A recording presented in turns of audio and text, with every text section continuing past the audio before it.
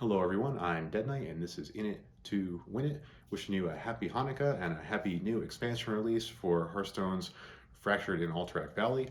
So I'm looking at the best, worst, and most interesting card for every class. Today we are on Rogue. So don't forget to watch all those videos, leave some respectful comments on them, like them, subscribe to the channel, get updates on all those videos and some how-to guides for the decks I hit Legend with. So here we go. What is Rogue up to in Standard right now? So we have a couple different things that Rogue is doing. We have the failed archetype of Death Rattle Rogue.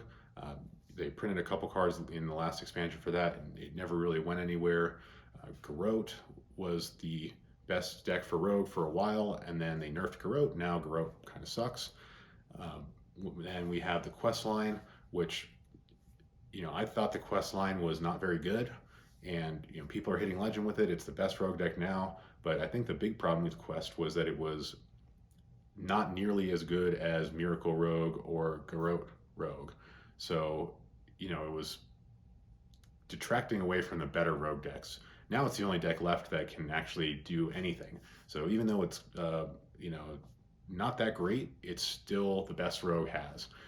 So where does Rogue go in the new set? So there's a couple different themes that are coming through for Rogue. One is copying your opponent's cards, which has been really disappointing in the past. Aside from a couple individual standout cards that add cards to your hand, but the whole theme of doing lots of things with your opponent's cards never really took off. You can't trust that much RNG enough of the time to be consistent for it to be good. But we have a whole bunch more anyway. We have some Death Rattle support, and then just a couple decent tempo cards coming from this set. So I think the best card has to be the new hero, Shadowcrafter Scabbs.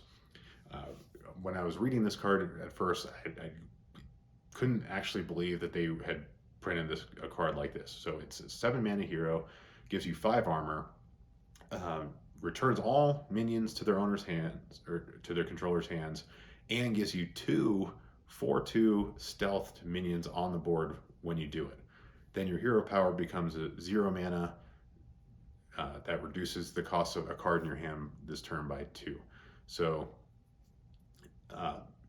Vanish was absolutely ridiculous for 6 mana to return all minions to their owner's hands.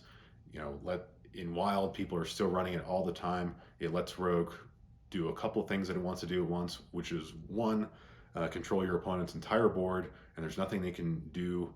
It doesn't matter if they can't be targeted, or it doesn't matter how big or small or how many minions they have, it goes back to their hand. If your opponent doesn't have space in their hand, those minions just die. So, it gets rid of minions without triggering death rattles. Also, it bounces your own minions back to your hand, which oftentimes is good for Rogue because of all the different combos and battle cries that they have. So, it's doing those 2 things for you at the same time. Oh, and it gives you 5 armor. And then on top of that, you get 2 4/2 stealths to set up for the next turn. So your opponent plays minions. If you're purely on defense, you just kill those minions with your 4/2s. Otherwise, you're setting up for, on turn 8, a Battlegrounds Battlemaster with a Cold Blood to deal, 24 damage. Nothing they can do about it. So, this card is just so good by itself. And then, you think about all the things you can do with it with other cards, the cost reduction that comes with your hero power. You can enable some combos too, but just as a standalone card is so great, and people are going to get really tired of this thing really fast. So, just what a card.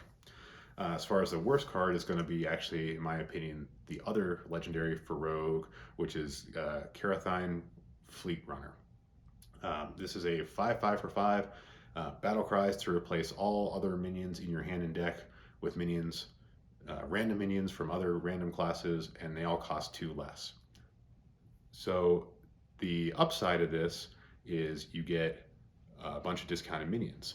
The downside of this is that you don't know what those minions are going to be. So ultimately there's going to be too many minions that you can choose from. So even if they're reduced and you can get a lot of minions out faster, you just don't know what those minions are going to be. You could get just a bunch of crappy minions that don't synchronize well together. You can't plan for this, so when you're thinking about what spells you're going to run with these minions, you don't know how those are going to help you. You can't play a bunch of spells to try to draw this guy because you need a bunch of minions in your deck for this guy to be good. So it's so awkward. It's so random. There's just too much going on. I don't see how this card's going to work. As far as most interesting card, that for me is definitely Snowfall Graveyard. So this is Death Rattle support, 3 mana spell that all your Death Rattles trigger twice for the next 3 turns.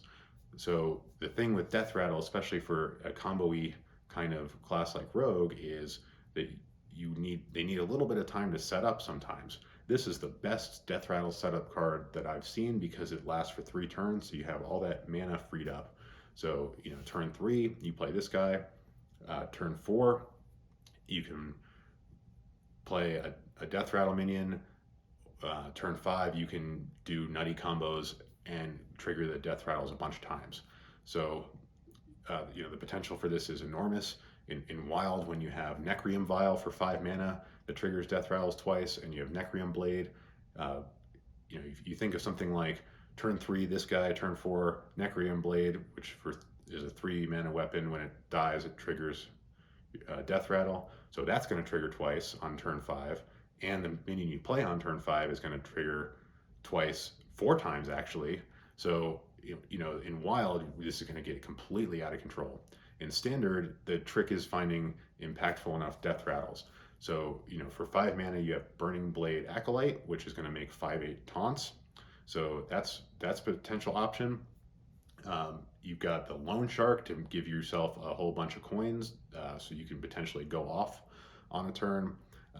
But because you have 2 additional turns after you play this to set up, that's just a really cool way to design Death Rattle, and I think people are going to take this in a really exciting direction, and this card single-handedly might revive the Death Rattle archetype. So let me know what you think of these picks. What are your ideas for how to use this Death Rattle card? How bonkers is Scabbs, and why are they still printing cards like Cera'thine that can't be any good? Leave some respectful comments below. Tell me what you think. Don't forget to like and subscribe. Wishing you a happy Hanukkah, and tune in next time.